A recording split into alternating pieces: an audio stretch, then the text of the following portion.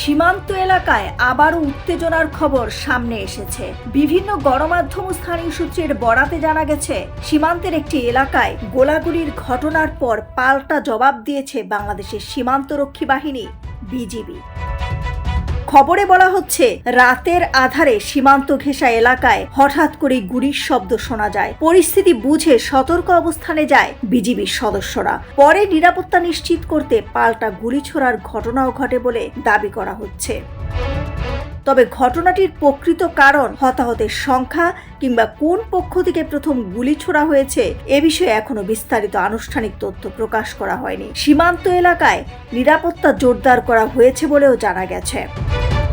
স্থানীয় বাসিন্দাদের অনেকে জানান, হঠাৎ গোলাগুলির শব্দে এলাকায় আতঙ্ক ছড়িয়ে পড়ে। অনেকে নিরাপদ স্থানে সরে যাওয়ার চেষ্টা করেন। ঘটনার পর সীমান্ত জুড়ে বাড়ানো হয়েছে নজরদারি। বিশ্লেষকদের মতে, সীমান্ত এলাকায় চোরাচালান, অনুপ্রবেশ কিংবা উত্তেজনা কেন্দ্রিক ঘটনাকে ঘিরে মাঝে মাঝে এমন পরিস্থিতি তৈরি হয়। তবে যে কোনো সংঘাত এড়াতে দুই দেশের সীমান্তরক্ষী বাহিনীর মধ্যে যোগাযোগ বজায় রাখা গুরুত্বপূর্ণ বলেও মনে করছেন তারা। সীমান্তে গুলি আর উত্তেজনা, পরিস্থিতি কোন দিকে যাচ্ছে সেটাই এখন বড় প্রশ্ন।